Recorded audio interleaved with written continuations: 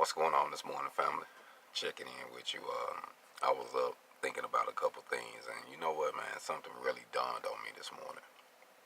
I realized that from my era, and even now, if you look at it, a lot of brothers who get out of prison, once they get out of prison, they have to have someone, pretty much take care of them, help them get on their feet. They got to try to find a job or whatever the situation is. I got out a little fortunate only due to the fact that I grinded while I was incarcerated. So while I was incarcerated, I went to school and made sure I got my GED. While I was incarcerated, I went to school and got certified as a welder, a combination of welder. While I was incarcerated, I went to school and got small business management. So that way when I got out, I had already had a mental setup of how I was going to do it. Then I had already met some people while I was incarcerated who, once I got out, they had already opened up the door like, hey, this dude a good welder. And then the rest of it, it was like, hey, you're going to have to do the rest. And hey, I'm a hustler. I'm a go-getter. So the rest is history. I'm here. You see what I'm saying? So I took advantage of that situation only because I knew in my mind that I wanted to do something. When I got out of prison, I had no credit. You know what I'm saying? So 2 years, I built my credit and bought a house. It wasn't my wife that bought that house.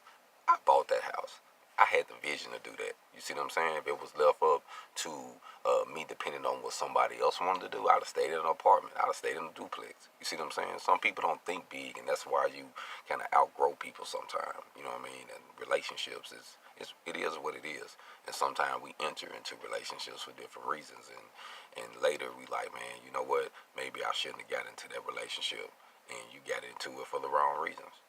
But hey, it is what it is. Life is a learning situation. If you're still here, then it's still a blessing. So this morning, I just realized that I've been blessed this whole time. You know what I mean? Sometimes I get down. Sometimes I go through my thing, and I get to thinking about things. And I'm like, you know what? I was blessed with this, and this, and these. I was blessed with that. And by me having that, I've been able to move around, go to different cities, meet different people, do videos, make big checks. I did a lot of things up to this point, and I'm just getting started. And I did all of this coming out of prison. You see what I'm saying? So when I hear someone say what they can't do or man, it's too hard, nah, you got to break yourself, bro. That's what I did. You got to have self-discipline, man. You know, that's one book that I read a lot in there, self-discipline. You got to have self-discipline. You got to have some unbreakable self-discipline. You know what I mean? Some self-discipline where no matter what's going all around you, you are not going to fold. By no means. And that's what you need. So I just wanted to share that with you this morning. Like I say, I was up thinking, going through some blogs, and it just made me think about how life is, and life is what it is. I mean, I'm not going to complain about anything, but one thing I will say, I know I'm a survivor, and I know that regardless of the hate and the racism that will always be in America, you know what I mean?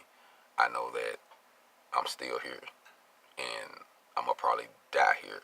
You know what I'm saying? When it's still here. So I'm gonna try to make the best I can out of this situation for my family. I'm gonna try to set up a situation for my kids so that way they can do better, and my grandkids and they kids and they kids. You know what I mean? Try to just set a different path, because that's all you can do. You can use this time to set fire so that way somebody else can take the torch. But stop thinking you gonna hold the torch the whole time. Nah, it ain't meant to do that. This is relay, homie. You put your all into it and you pass it on. Hold on.